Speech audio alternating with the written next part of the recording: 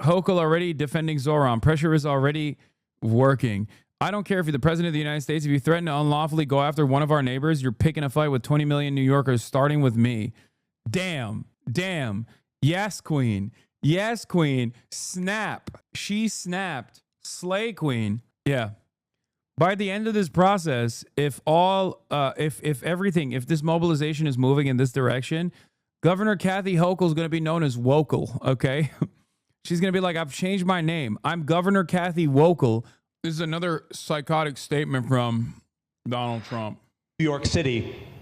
Your beloved New York City may well be led by a communist soon, Zohran Mamdani, who in his nomination speech said he will defy ICE and will not allow ICE to arrest criminal aliens in New York City. Your message to communist Zohran Mamdani? Well, then we'll have to arrest him. Look, we don't need a communist in this country, but if we have one, I'm going to be watching over him very carefully on behalf of the nation. We send him money. We send him all the things that he needs to run a government. And by the way, they get about 3 times what you get, Ron. If you look at the per capita, Florida gets 1/3 of what New York gets in terms of the numbers. Why don't you give us those numbers?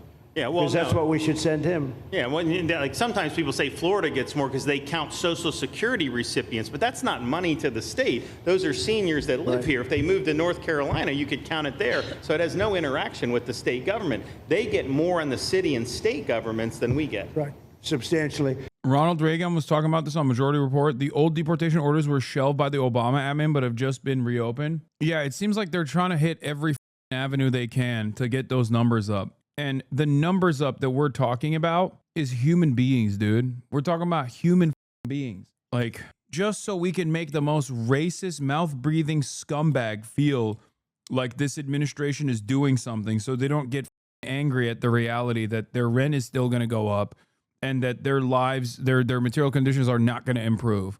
Just so the most racist douchebag feels like the government does actually care about them because this is something that they wanted. Yes, Ronald Reagan is a immigration attorney that is a frequent guest caller on Majority Report. We're going to be watching that very carefully, and a lot of people are saying he's here illegally. He's, we're going to look at everything, and ideally he's going to turn out to be much less than a communist. But right now he's a communist. That's not a socialist.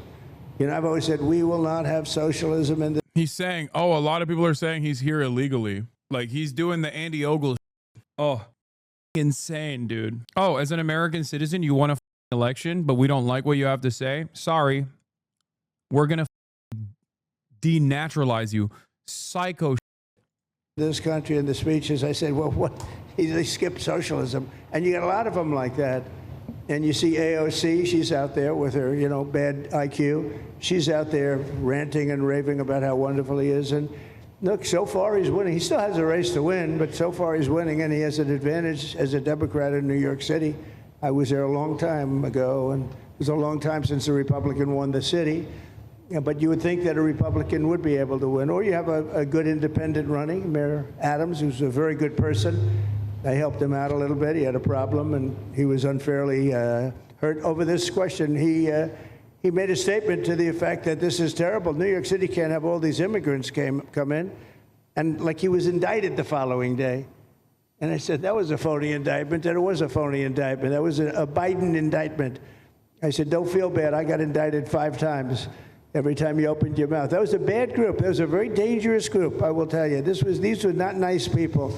That was the only thing they could do. They had no policy. They had no skill. They had no anything.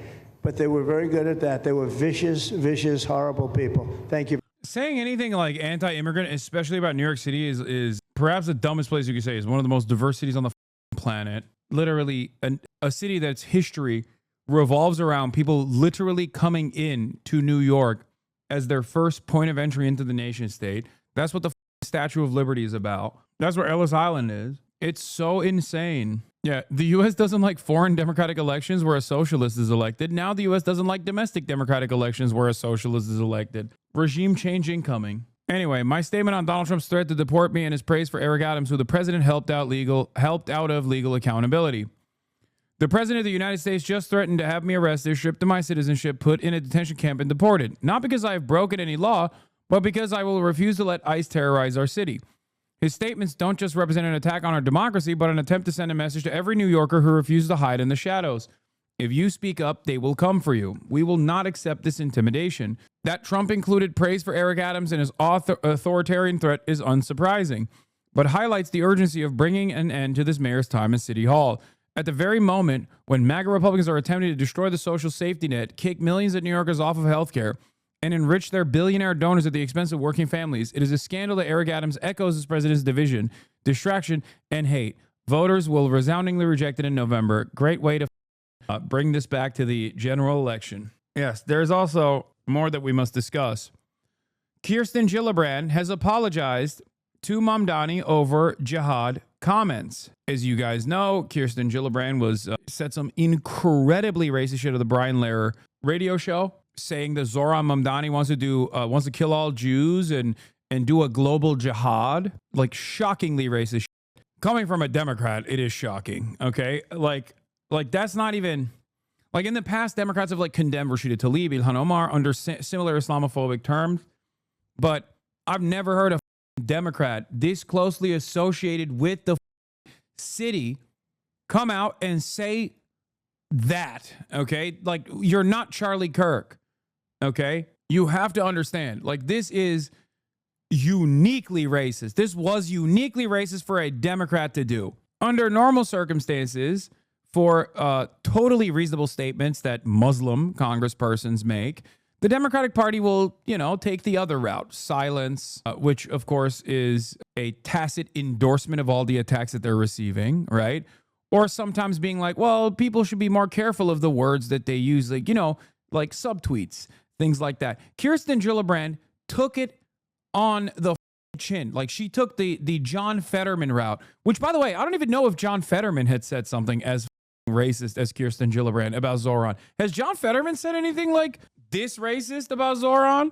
I don't know. It was truly ridiculous. I'm sure he said some he doesn't know what's going on, but like, this was wild, okay? Not yet. He's still processing.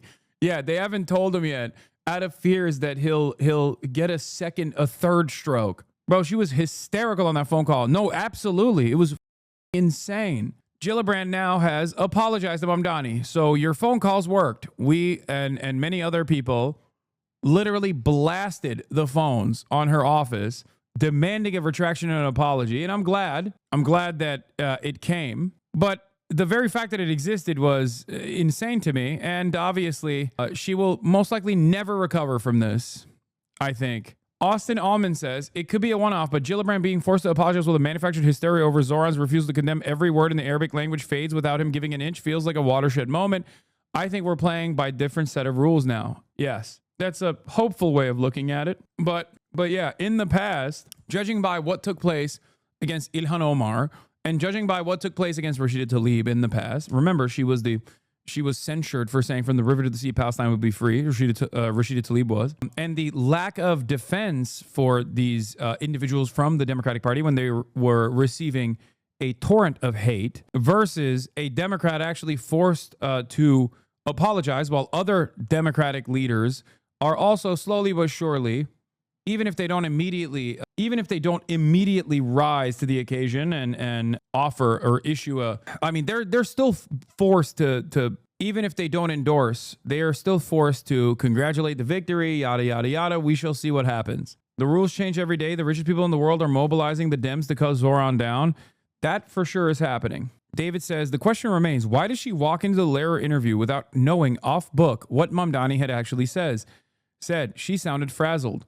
We're all guessing at what's going on inside her head, but my guess is that the specifics were immaterial to her. She expected to be able to characterize his comments however she pleased without pushback, true, and she has been in a state of disbelief over the last week that isn't how Israel politics works anymore, which finally broke today. Yeah, and Kirsten Gillibrand is far from the only figure that is going to be the recipient of this cold, hard reality that is coming for them. There is no other group or no other advocacy aside from pro-Israel advocacy where actual institutionally important figures can go on national television and say this guy's a Jew hater. He wants to kill all Jews without any evidence whatsoever. Okay? There are still people who are doing that. Eric Swalwell did that.